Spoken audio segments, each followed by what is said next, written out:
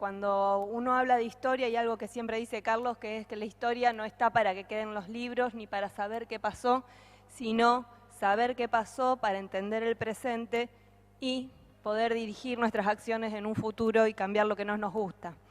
Por lo tanto, del libro va a hablar claramente él, pero para mí en cada página que leo hay una conclusión, una enseñanza, que no es solo lo que queda en la historia, como decía recién. De hecho, hay toda una primera parte que habla o que cuenta desde un punto de vista de la clase obrera, de cómo, digamos, fueron los debates en aquel momento, porque, bueno, estamos a 100 años de esas grandes huelgas que muchos no conocíamos y que significaron para la Argentina un momento de la clase obrera sin igual en el mundo y también en la Argentina y particularmente en la provincia de Santa Fe.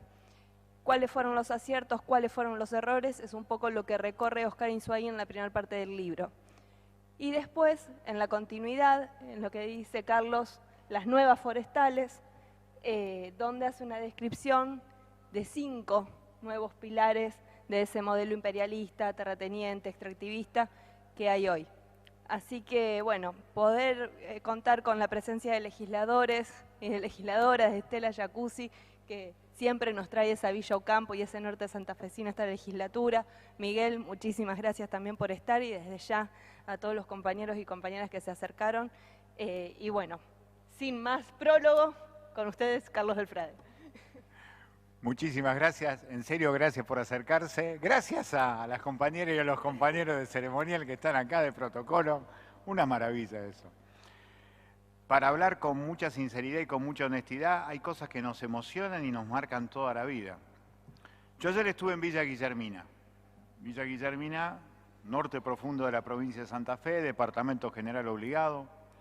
Vos te tomás el colectivo en Rosario, el norte, salís a las 9 de la noche y llegás a las 6 de la mañana, 9 horas en colectivo. 8:45 en el centro polideportivo de Villa Guillermina, hermoso, se llena de pibas y de pibes. Y llegar a Villa Guillermina para mí es muy particular. Yo la primera vez que fui a Villa Guillermina fue en el año 1992. Se había inundado gran parte de la provincia del Chaco y gran parte de la provincia de Santa Fe como efecto de una de las últimas crecidas del Paraná. Hicimos un documental, ganamos un premio nacional que se llamó Prensario. Ese premio nacional nos lo dieron en el Teatro General San Martín en Buenos Aires. Me lo dio una señora un tanto vieja y un tanto conocida, una tal Mirta Legrand nos dio ese premio. Estaba al lado Alfredo Alcón, Federico Lupi, y nosotros recibimos ese premio. Y recibimos el premio por ver cómo el agua se había tragado la vida cotidiana de parte del norte profundo de la provincia de Santa Fe y parte del sur del Chaco. Era bastante impactante, porque los oropeles de esas figuras artísticas tan conocidas en la Argentina y en la alfombra roja del Teatro General San Martín, nosotros veníamos con el testimonio lacerante de lo que había pasado con las inundaciones.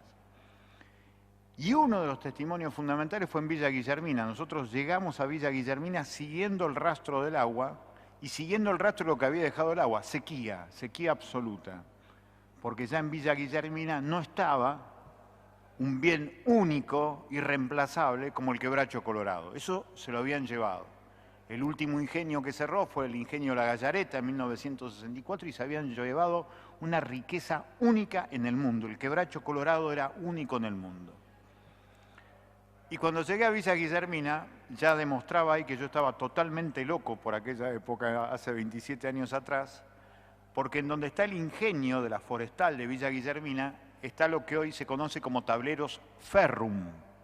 Es una empresa grande, nacional, con guardia privada. Y yo en 1992 le dije a la policía privada de Ferrum, ¿me permite tocar las paredes del ingenio? Me miró el tipo. ¿Para qué quiere tocar las paredes del ingenio? Porque acá hay sangre obrera, le digo. Y el tipo, más grande, abrió los ojos y dijo, ¿qué hago con este? Pero como me vio totalmente loco, me dice, pase. Entonces tocamos las paredes, lo filmamos, ganamos el premio nacional. 27 años después, ayer cuando vuelvo a Villa Guillermina, me encuentro con chicos y chicas de la primaria, con chicos y chicos de la secundaria, que empiezan a conocer la historia de Villa Guillermina. Villa Guillermina fue el lugar en donde se originó el primer sindicato combativo en la provincia de Santa Fe, que fue el Centro Obrero de Villa Guillermina. Y sacaron un periódico que se llamaba Añamenbuy. Y en ese periódico, Añamenbuy, se decían las verdades que no se decían, que por ejemplo, la mayoría de los trabajadores de la forestal eran los hacheros. Pero hachar un quebracho colorado no es sencillo. El tamaño del tronco del quebracho colorado maduro era el doble de esta mesa. Así que imagínense lo que era. Era trabajar de sol a luna, era enfermarse con mucha continuidad de tuberculosis, era no llegar nunca a la salud ni los médicos a esos obreros que se enfermaban después de producir eso. Y lo cierto es que ellos son los que inician la huelga y hay 400 asesinados en esas huelgas. Las huelgas empezaron en julio de 1919, por eso se cumplen este año los 100 años de las huelgas, y ayer en Villa Guillermina las pibas y los pibes recordaban aquel inicio de huelga. ¿Por qué? Porque empezaban a conocer lo bueno de su lugar. Y acá hay una observación que yo siempre hago en las charlas. El sistema siempre nos enseña a desconocer, a no saber qué pasó en el lugar donde nacemos, a no saber qué pasó en el lugar donde crecimos. ¿Saben por qué? Porque cuando vos no conocés el lugar en donde vos creces, no lo terminás de querer. Y cuando vos no querés algo, no lo defendés. Le es mucho más fácil al que te quiere robar, robarte lo que no querés porque no lo vas a defender, que robarte lo que querés porque lo vas a defender. Y esto lo aprendí, con los años lo aprendí. Ayer en Villa Guillermina las chicas y los chicos tenían clara conciencia que allí empezó una de las grandes huelgas de la historia del movimiento obrero de toda América Latina.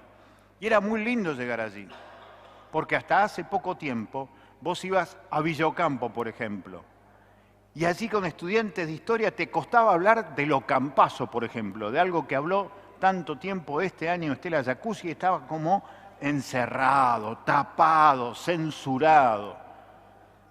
Estudiantes de historia de Villa Ocampo no sabían lo que había pasado en Villa Ocampo, uno de los hechos más extraordinarios de la historia social argentina 50 años atrás. Por eso la historia sirve. Nosotros siempre decimos en la legislatura, el pasado sigue abierto en el presente. Por sueños colectivos inconclusos, el más grande de todos, ved en el trono a la noble igualdad, la igualdad en el trono de la vida cotidiana, pero también el pasado sigue abierto por pesadillas impunes, por lo que significa la continuidad de las grandes empresas. 100 años después, para hacerlo corto, nosotros lo que marcamos en el libro que hay 5 matrices que dejó la forestal y que siguen vivas, en la geografía de la provincia de Santa Fe en particular y en la geografía de la Argentina en general. 5 matrices. La primera, las riquezas argentinas están en manos extranjeras. El 60% de las 1000 empresas que más facturan en Argentina son extranjeras. Primera matriz, la extranjerización de la riqueza. Segunda matriz de la forestal. La forestal cuando demuestra que exportaba el quebracho, ¿qué era exportar el quebracho? Se exportaba directamente la naturaleza, se la sacaba y se la llevaban. Nada de producto elaborado, nada de laburo agregado a ese quebracho que se le sacaba. Se exportaba la riqueza natural, se exportaba el bien natural. Hoy, las principales exportaciones argentinas tienen que ver con bienes naturales. Gas y petróleo no convencional en Vaca Muerta. Litio en el Salar del Hombre Muerto, el segundo yacimiento del mundo en Catamarca. Todo lo que tiene que ver con la riqueza forestal en Misiones y en Formosa. Los recursos itícolas, la pesca que sale tal como está del mar argentino y se la llevan. Los 26 minerales que se tragan las mineras de La Rioja, de Catamarca y de San Juan, con el ejemplo más grande de Minera La Lumbrera, que saca su exportación por Puerto General San Martín sin dejarle un solo peso a la provincia de Santa Fe. Segunda matriz, entonces, exportación directa de recursos naturales. Ya no solamente vendemos lo que alguna vez fuimos el granero del mundo, porque ni siquiera le agregamos ningún producido, ningún laburo. Cuando nosotros celebramos que creció la exportación de trigo, no lo tendríamos que celebrar, porque en realidad lo que habría que celebrar es la exportación del pan, porque el pan supone la elaboración del trigo, a sumarle el trabajo argentino. Ni siquiera eso, exportamos directamente el recurso natural, el trigo. No es una buena noticia, exportamos directamente la naturaleza. Segunda matriz. Tercera matriz, empobrecimiento del medio ambiente. Cuando se fue la forestal, nos dejó un 86% menos de bosques y montes naturales. Y perdemos el ecosistema, eso que hicimos y vimos en el 92. Investigábamos las inundaciones y había sequía. Como si la naturaleza se hubiera vuelto loca. En el mismo momento, sequía e inundación. Lo que vemos hoy en el norte de la provincia. Empezamos el norte en la provincia en el año, a veces con una inundación, y después seguimos con la sequía. ¿La naturaleza se volvió loco? No, nosotros enloquecimos la naturaleza con una producción que va en contra de la naturaleza y que cambia el clima. La pauperización de la naturaleza, tercera matriz. Cuarta matriz, despoblamiento. Villa Guillermina, otra vez el ejemplo. Cuando se lanzan las grandes huelgas en 1919, 30.000 personas vivían en Villa Guillermina. Tenían agua potable, tenían luz eléctrica, tenían cloacas. El norte fue lo primero que se desarrolló en la provincia de Santa Fe. Hoy nos cuesta siquiera imaginar, porque siempre cuando hablamos de norte decimos norte olvidado, norte postergado. Y como siempre decimos, ese adjetivo es un encubrimiento, porque en realidad hay postergadores del norte, hay olvidadores del norte. El norte, aquel estaba desarrollado, absolutamente desarrollado antes que Santa Fe, desarrollado antes que Rafaela, desarrollado antes que Venado Tuerto, desarrollado antes que Rosario.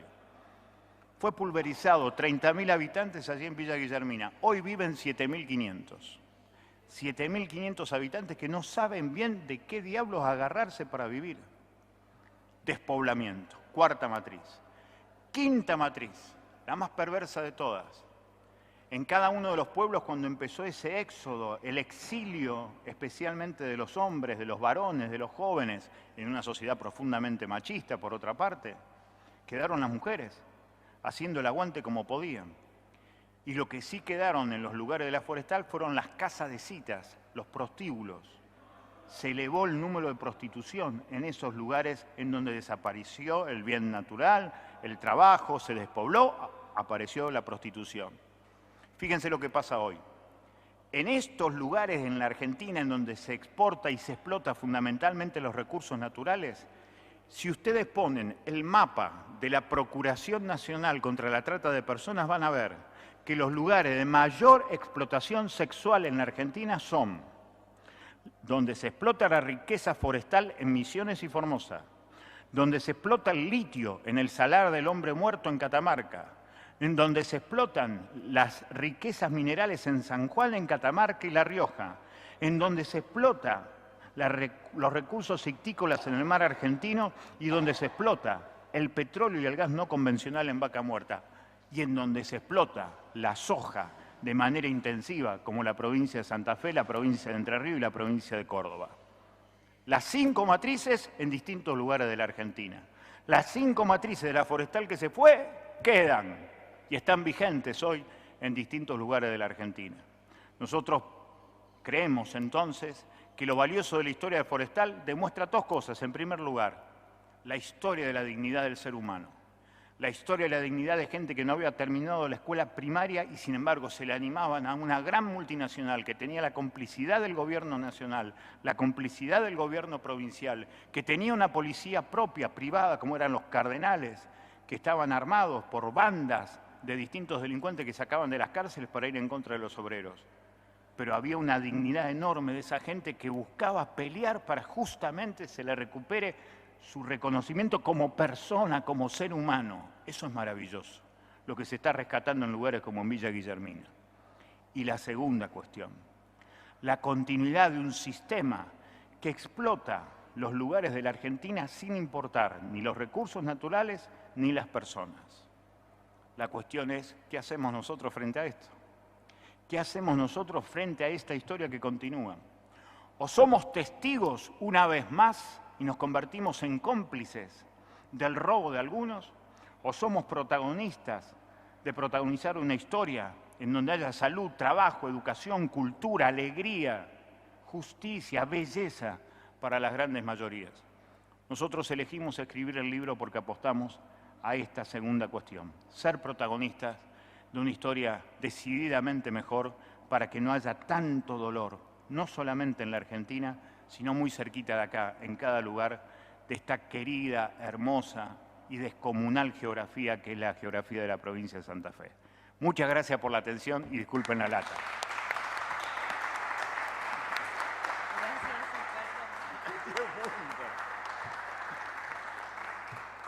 Bueno, ya cumplimos con lo que teníamos que hacer. Gracias por...